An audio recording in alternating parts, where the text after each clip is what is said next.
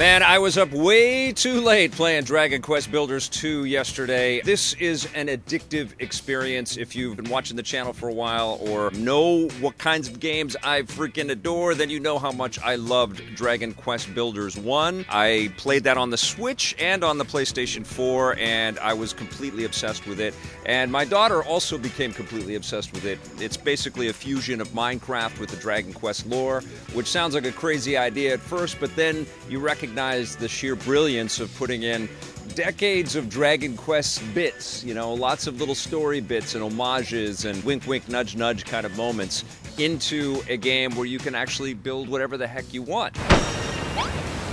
Now, Dragon Quest Builders 2 obviously lifts on the formula, but there's a lot of great quality of life changes to the core experience, which I really appreciate. And I have to say that it was very smart for Square Enix to alter the framework a little bit this time, because what it does right out of the gate is it makes Dragon Quest Builders 1 and Dragon Quest Builders 2 a terrific bookend set, hopefully this is a series that continues on because I love it, but spoiler alert. But I think it's awesome that the games don't play the same. It's not like they scrubbed everything and you just are redoing it again, you know? There's enough changes in Dragon Quest Builders 2 that it feels fresh, but it still retains that ability to craft and create and finesse and basically customize all of the buildings that you make, the outfits that you put on, the meals that you make for your townsfolk. You play a character who is trapped on a boat at the beginning of the game, and you get shipwrecked on an island called the Island of Awakening, and you encounter this buddy named Malroth, who Dragon Quest fans, and I have to admit, I don't see the reference there, but apparently there is some big sort of connection to Dragon Quest lore. Johnny Millennium was probably going, yeah, at home when he saw that. But Malroth is a compatriot that follows you along and helps you in every battle, which is really cool.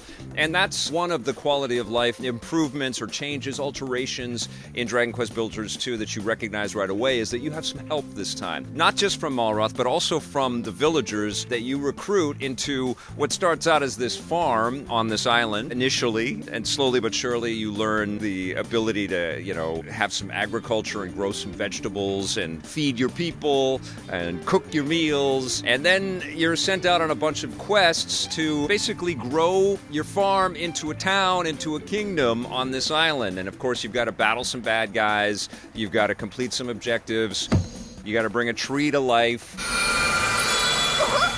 you have to find a dog, another great quality of life improvement here. And what you're doing is you're recruiting people to come and not just be sort of sitting there waiting for all of the things that you're going to do for them, but you get villagers in and they help you build things. They help you till the soil and harvest the crops and cook the food, and they ask for things like bathrooms and kitchens, and they need to go to the bathroom every once in a while, and they need you to go out and collect more seeds and finish these different objectives in order to satisfy their needs. You get caught up on this, a bunch of different objectives. You get this checklist of all these different things that you got to keep going out into the world to do and accomplish. And of course, as you do that, your reputation increases, the circumference of the world that you're going to explore increases, and you just become a more powerful central figure in this story. But it's a story of you and the other citizens, the other people that you're bringing along with you. And I appreciated that, because I felt in Dragon Quest Builders 1, it's like, what are you all standing around for, man? I need some help here. It's taken me forever to go and dig the rocks and come back and build a house. This time it feels like you've got some things to speed you along. And one of the great things that they've done this time is giving you a fast travel system, because it can be a drag, You've completed an objective, you've got the loot, you want to get back to the farm, you can just automatically warp there in a cool sort of retro styled way where you can click on the map and then poof, and then you sort of shoot up into the air and then bam, you're back at home base, which is cool. And eventually what happens is that your kingdom gets bigger and bigger, and you actually get to go off and explore other islands, and your influence just gets larger, and your world view gets larger. It's a remarkable, addictive experience. It's absolutely charming. They've also added multiplayer into this game. I haven't played any yet. We're still sort of playing our way through this massive game, and that's the other thing, is these games are enormous, and they will keep you busy for weeks and weeks and months and years, forever. Because you can just keep building. I was really impressed with the writing in the game. Everybody's got cute things to say.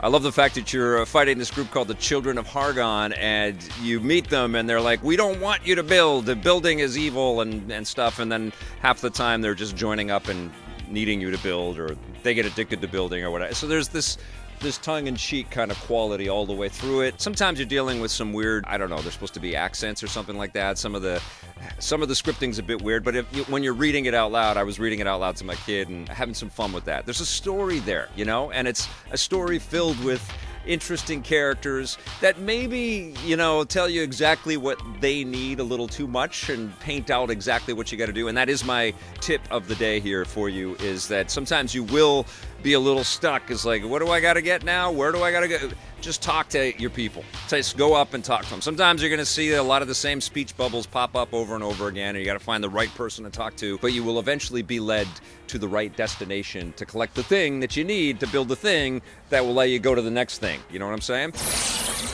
The artwork it's a perfect blend of the blocky, chunky stuff that we saw in Minecraft, but textured like cartoons with cartoony characters. There's some darkness in the game, as there always is in the Dragon Quest series. Like when your ship is wrecked on the island, you encounter corpses on the island that are just sitting floating in the water, and you walk up to them and they're dead, and then they disappear. And it's like, wow, this is pretty deep for a something that looks so, kid-friendly. And it is still kid-friendly, but there is also depth, and there are lots of great little details. And again, lots of winks and lots of homages to the Dragon Quest lore. And that's what I find so brilliant here, is that there is a tremendous amount of value no matter how you approach this. You can choose to ignore a lot of the objectives and just go off and build. And that was one of the things that my daughter was kind of mentioning, because in the first game it felt like there was a lot more free-form, just go off and build whatever you want, and there was less hand-holdy stuff and less sort of guiding you to objectives, so it felt like you were doing a lot of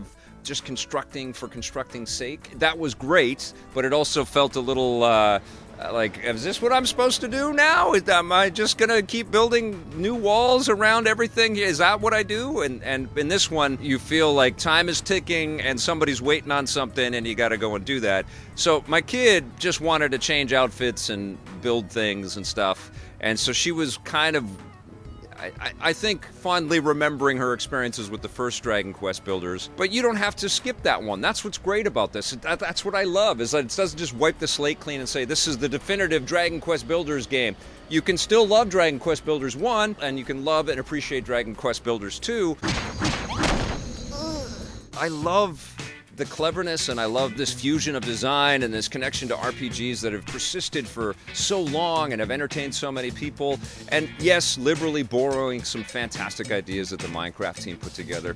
It looked like a cash-in when Dragon Quest Builders 1 was sort of barreling towards us. And now I can see that these are seminal, incredible, can't miss entertainments. Both the first one and now the second one, which I love just as much. This is incredible. I haven't played it on the Switch. I've only played it on the PlayStation 4, and it runs great, and it's going to be out there for other machines too, but I definitely want to check it out on the Switch. It feels like the Switch, because you can cart it with you and keep tinkering, and it seems like that's a perfect fit for it. So I definitely want to check it there, and I'll report back on my thoughts on the Switch version. But Dragon Quest Builders 2, phenomenal game. 9.5 out of 10.